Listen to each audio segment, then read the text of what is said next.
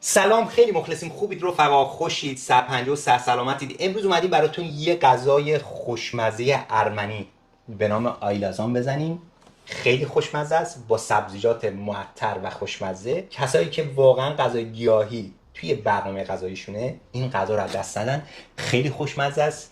بزن بریم برای تهیهش بریم میخوایم چیکار بکنیم. دوستان عزیز، من اینجا برای خوشمزگی غذامون برداشتم بادمجون به اندازه 3 تا، فلفل سبز، البته این دل بخواهیه مقدارش، ما 5 تا زدیم، یه دونه کدو، 5 تا حبه سیر، برداشتیم روغن مالی کردیم، نمک بهش زدیم، گذاشتیم داخل فر، کبابی شده.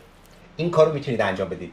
کسایی که 100% میخوان این غذا براشون رژیمی باشه، به صورت خام خام همینا رو قطعه قطعه میکنن میریزن داخل غذاشون، خیلی هم خوشمزه میشه.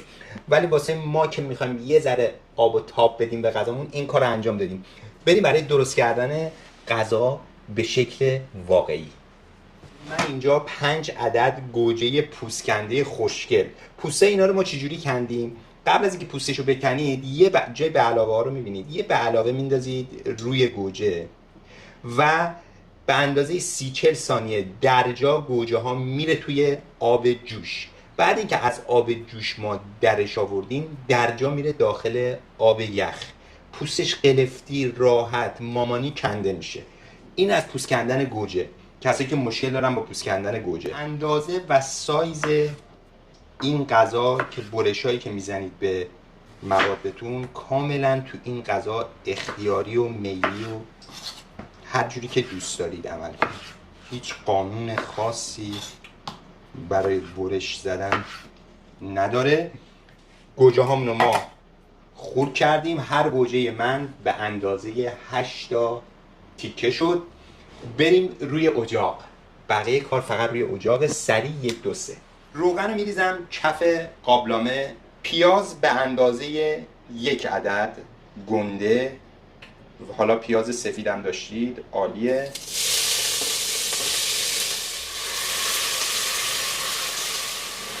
پیازا رو قشنگ میذاریم سرخ بشه، سبک بشه. بعد از اینکه پیازامون سبک شد، من اینجا به اندازه نیم کیلو سیب زمینی پوستکنده دارم و اینا سایزاش نسبتا کوچیکه. حالا شما دوست داشتید اگر سیب زمینیاتون سایزش بزرگ بود میتونید نصفش بکنید یا تقسیم بر 4 بکنید. سیب زمینی ها رو میریزم داخل پیاز.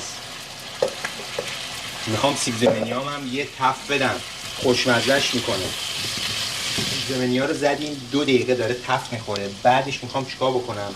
بعدش این سیرای خوشگل که قبلا توی فر ما گریلش کردیم میره توی غذا. به به همینجوری له هست. اوی اوی اوی اوی. خیلی اینا خوشمزه است. عسل به اندازه 1 قاشق چایخوری به سیب زمینیام نمک میزنم و نوک قاشق چایخوری فلفل. فلفلی هم که زدم فلفل سیاه دانه درشت. بریم برای اضافه کردن رب. اینجا 2 تا قاشق غذاخوری من رب دارم، اضافه میکنم لابلای سیب زمینی‌ها که رنگش باز بشه. رب پاپریکا دارم من اینجا به اندازه 1 قاشق غذاخوری استفاده میکنم. میذارم ربم قشنگ سرخ بشه لابلای سیب زمینی. ببینید الان رنگ رب ما چسبید به سیب زمینی‌ها و سیب زمینی ما داره پهندار میشه. بعد اینکه غذاتون به این حالت در اومد، من اینجا لوبیای سبز دارم. لوبیای سبزی که میخوای استفاده کنید دل بخواهیه، شما هر چقدر که دوست دارید. اینم من میریزم لابلای سیب زمینی‌ها و یه تفت کوچیکم اینو میدم. البته مال ما فریزیه، ما تو ایران لوبیا سبز تازه هست، محشر. میتونید بزنید لای غذاتون لذتش رو ببرید. بعد اینکه لوبیا سبز دارم ریختیم، نوبت اضافه کردن این گوجه های خوشگله. الان دیگه غذاتون با این گوجه ها یه ذره شروع میکنه به آب انداختن. گوجه ها رو هم شروع میکنیم هم زدن. ترکیبی از رنگ‌های بسیار زیبا داخل قابلمه، سبز و قرمز و زرد. و بعد از ریختن گوجه ها ببینید غذای ما تا این حد باید بذارید گوجه هاتون قشنگ آب بندازه و خوشمزگیش در بیاد، مثل سس بشه.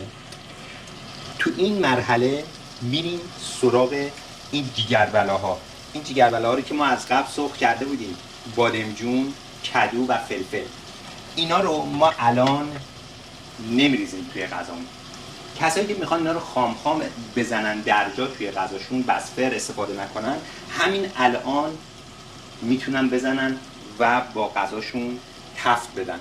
ولی ما برای اینکه متلاشی نشه و اون بافت اصلی بادمجون خارج نشه از خودش، پس اینو میذاریم بعدا میزنیم تو غذامون.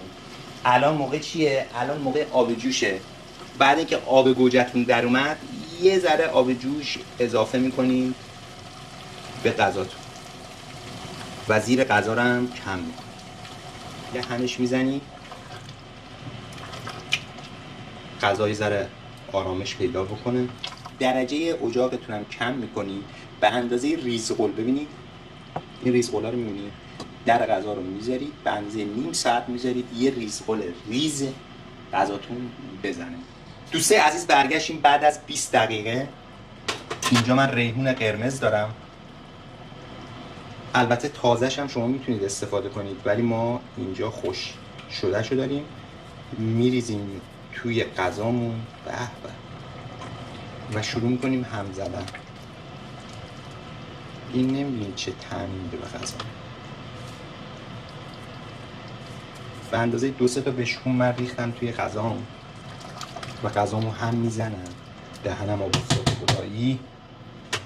اینجا میایم سراغ مواد از قبل گیری شده. اول شروع میکنم از این فلفلای سبز خوشگل میریزم توی غذام و اینا رو یه هم میزنم با غذام که طعمش بره داخل غذا. بعدش که فلفلان قاطی شد، اینجا این کدو خوشگلا رو میدم توی غذا و بعد این بادمجونای خوشگل میره روی غذا.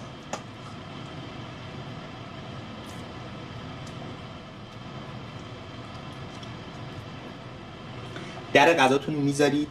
اگر آبش کم شده بود میتونید به اندازه یه ذره آب بهش اضافه بکنید، ولی ما میذاریم به اندازه 20 دقیقه دیگه رو هم دما یه ریزخور دیگه بزنیم که تمام مواد طعمشون بره تو هم. بریم و برگردیم. اینم از غذای خوشمزه ما. بادمجوناشو برای اینکه از فرم خارج نشه جابجا میکنم که به هر کسی یه بادمجون برسه. خیلی هم گرسنمه من خودم. اینم از سبزی تازه، جعفری تازه، که خوبه که غذاهاتون رو با سبزیجات تازه همراهی بفرمایید. اینم از غذای فوق گیاهی ما همراه با فینال کار ماتناکاش اصل ارمنی. من اینا رو در بیارم. به به به. این غذا رو باید با این آموزش این نون خوشگل ماتناکاش رو داخل کانالمون داریم. حتما برید ببینید، واقعا نون خوشمزه‌ایه و این غذا هم که نگم براتون. اینم از غذای خوشمزه ما که واقعا خیلی لذیذ شده. من میدونم هنوز نخوردم. یه نکته در مورد این غذا من بهتون بگم. این غذا در مناطق مختلف ارمنستان به روش‌های مختلف درست میشه. این غذا با گوشتم تهیه میشه و خیلی هم خوشمزه است. ما مدل گیاهیشو درست کردیم که آنهایی که گوشت نمیخورن از این غذا لذت ببرن.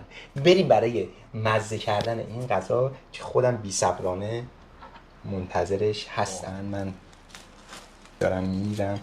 از این نونو حتما فراموش نکنید. این نونو و من از این گوجه و کدو و بادمجون و هر چی که دوست داشتید بذارید روی این نون، هر جوری دوست دارید لذت میبرید با غذاتون حال کنید. اون به سلامتی همتون، بره جایی که غم نباشه.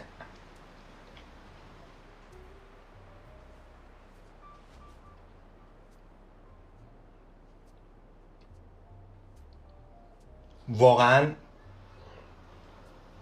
خیلی میگن غذای بدون گوشت اصلا غذا نیست و فلان و اینا، ولی واقعا خیلی خوشمزه شده، خیلی عالی شده.